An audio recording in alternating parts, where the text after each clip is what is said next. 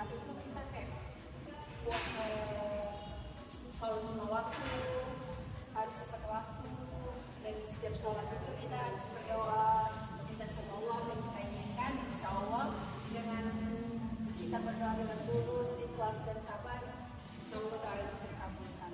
Begitu di dalam Islam. Berarti di agama kakak itu doanya itu harus sesuai dengan ajarannya. Iya. Berarti kalau 5 kali itu harus berdoa satu. Oh jadi begitu ya kak. Boleh tahu nggak doa bagaimana atau waktu kapan itu sih yang akan diterima oleh Tuhan? Setahu saya nih, memperhatikan waktu-waktu mustajab itu seperti malam kita tidur dulu. Malam itu dia di jam 3 pagi sampai jam 4 pagi sampai sebelum sholat subuh kita itu berdoa, itu namanya sholat tahajud. Kalau kita sering rutin berdoa tiap hari, insya Allah doa itu bakalan dikabulkan. Apapun yang kita minta, hajat kita apapun insya Allah dikabulkan dengan cara kita yang Terima kasih jawaban dan waktunya ya kak. ya sama-sama. Di sini saya bersama satu lagi teman saya. Kak boleh tahu nama dan agamanya? Kalau nama saya diberi agama saya Katolik. Oke, kakak dari Katolik ya. Dalam Katolik itu bagaimana sih kak? Maksudnya aspek penting apa sih yang perlu ditanamkan ketika berdoa? Dalam Katolik itu berdoa hanya sekedar kata-kata, tapi merupakan bentuk komunikasi kita kepada Tuhan. Aspek berdoa di dalam agama Katolik itu sikap hati yang benar. Karena kalau di dalam Katolik itu sikap yang tulus, itu bisa jadi sebagai kepercayaan, kesetiaan, kesukaan, keturunan kita dalam berdoa. Cara berdoa yang benar dalam Katolik itu pertama memulai doa dengan menyebut nama Allah, seperti menggunakan tanda kemenangan Kristus yaitu Bapa. Dalam nama Bapa terus setelah itu menyampaikan pujian dan syukur kita kepada Tuhan. Itu enggak dilupakan karena kita pertama kali berdoa harus mengucapkan syukur. Terus yang selanjutnya memohon pengampunan dosa kepada Tuhan, karena mau gimana pun kita adalah manusia yang berdosa, jadi kita harus minta maaf kepada Tuhan. Terus kita berdoa dengan doa Bapa Kami. Biasanya dalam Katolik ada doa Bapa Kami. Di Kristen juga ada. Terima kasih atas jawabannya. Di sini saya bersama dengan teman saya yang beragama Hindu. Halo kak, boleh namanya?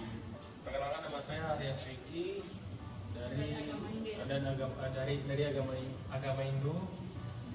Jadi kak, saya ada punya pertanyaan nih, boleh bantu dijawab? Pertanyaannya, aspek penting apa sih yang dituntut dalam agama Hindu ketika berdoa? Yang pertama itu kesucian hati, berdoa dengan hati yang suci dan bersih, dipenuhi dengan ketulusan dan keyakinan kepada Tuhan.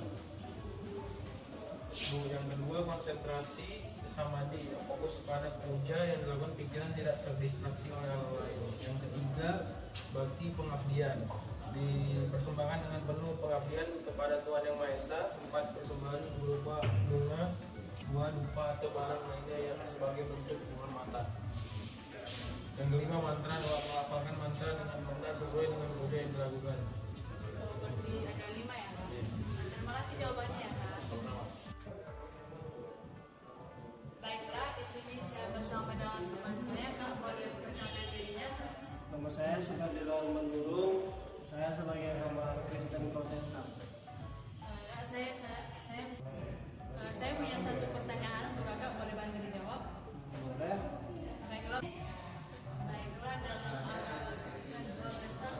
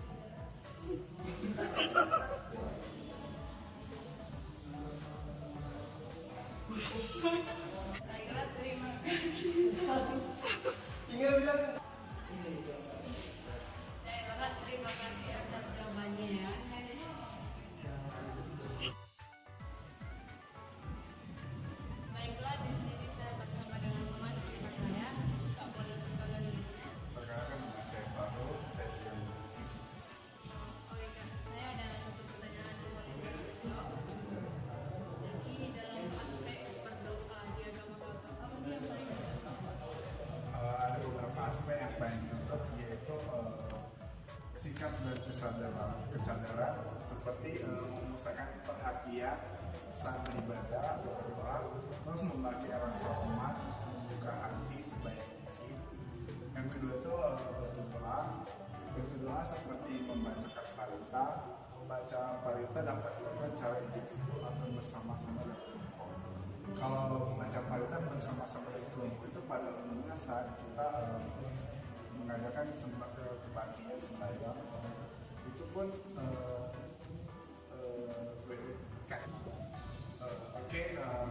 terus berdoa itu seperti membaca parita. Membaca parita dapat dilakukan secara individu atau bersama-sama secara kelompok. Pada umumnya membaca parita secara bersama-sama atau kelompok itu tergantung dari pengajaran yang mereka ikuti. Seperti di dalam agama Islam tiga ajaran seperti Mahayana, Theravada, dan Katrina. Tetapi tujuannya sama, tapi satu. Yang kedua itu melakukan meditasi. Melakukan meditasi ini manfaatnya itu kita dapat mencapai ke tengah pikiran kita, terus memulihkan batin dan mengembangkan kebiasaan. Yang ketiga itu mengucapkan mantra pada saat kita beribadah. Nah, ini dapat dipercaya memiliki kekuatan untuk melindungi dan memberkati hal yang kita percaya itu memberkati kita. Yang ketiga itu tujuan dari doa kita. Tapi di dalam ajaran Buddhis itu kita tidak boleh egois seperti doa untuk diri sendiri. Kita itu berdoa untuk semuanya dan terutama untuk makhluk hidup yang ada di dunia. Terima kasih atas jawabannya.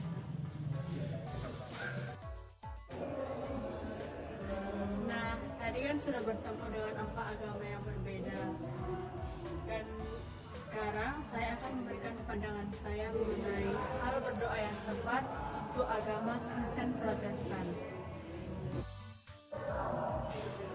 Jadi, di agama Kristen Protestan, berdoa merupakan hal yang dapat dilakukan di mana saja dan kapan saja, asalkan dilakukan dengan perasaan yang tulus dan suci. Agama Kristen juga mengajarkan berdoa yang benar dan tidak berpatok pada apa yang diinginkan dalam doa tersebut. Nah, berdoa juga menjadi cara kita untuk berkomunikasi dengan Tuhan.